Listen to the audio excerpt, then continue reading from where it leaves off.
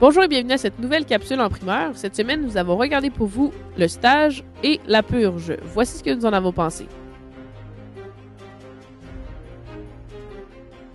Cette semaine, j'ai regardé pour vous le film Le Stage, qui met en vedette le duo d'acteurs comiques Owen Wilson et Vince Vaughn, qu'on avait pu voir en 2005 ensemble dans le film Garçons sans honneur. Le film est une comédie drôle du début à la fin, avec un scénario qui nous montre un peu à quoi ressemble le travail ou même l'univers du site internet Google. Je peux vous dire qu'après avoir vu le film, tout le monde, à l'unanimité, voudrait sûrement aller travailler là-bas. C'est impressionnant de voir à quel point le domaine de Google est énorme et à quel point ça a l'air féerique de travailler pour cette entreprise qui est comme en fait une petite ville. Pour vous expliquer un peu plus le scénario en détail, on suit les deux amis dans leur travail quotidien où ils sont vendeurs, alors qu'ils rencontrent un acheteur potentiel pour acheter leur objet qui est en fait une montre. Mais au lieu d'acheter leur produit, l'acheteur leur explique que la compagnie pour laquelle ils travaillent a en fait fermé ses portes et que les deux employés se retrouvent à pied. Les deux amis décident alors de tenter leur chance, de se jeter dans le vide et d'aller faire un stage chez Google pour ensuite tenter d'obtenir un poste dans l'entreprise. Le scénario est très bien ficelé.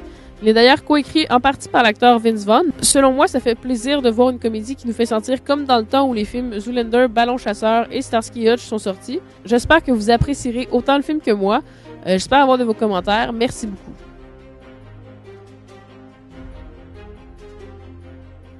Je viens tout juste de voir le film La Purge, réalisé par James de Monaco.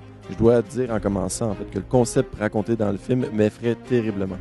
De libérer pour une journée la haine et la folie meurtrière de chaque citoyen en échange d'une bonne économie et d'un bas taux de criminalité est selon moi impensable et irrationnel. Mais d'avoir exploité ce sujet dans un film, je peux le comprendre pour l'intérêt de créer une bonne tension et un suspense. Par contre, j'ai eu beaucoup de difficultés à accepter en tant que spectateur la réalité du film. Je crois que c'est dû à mon cœur beaucoup trop sensible pour ce genre de sujet, car la psychologie est souvent plus efficace que le visuel exagéré. Je reconnais quand même que le stress était au rendez-vous. C'est pas un film horrifique, c'est bien un thriller et le public en quête de haute tension sera comblé. La trame sonore du film était très surprenante.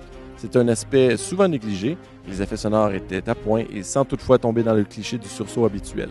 Le scénario était bien, parfois imprévisible. C'est un film bien divertissant avec un concept très original. Pour ceux qui viendront voir le film, vous pouvez me laisser vos impressions sur le Facebook du cinéma. Merci beaucoup. Merci beaucoup d'avoir été des nôtres cette semaine. La semaine prochaine, nous allons voir le film L'Homme d'acier en 3D et D-Box que vous pourrez voir le jeudi 13 juin en représentation spéciale à 10h.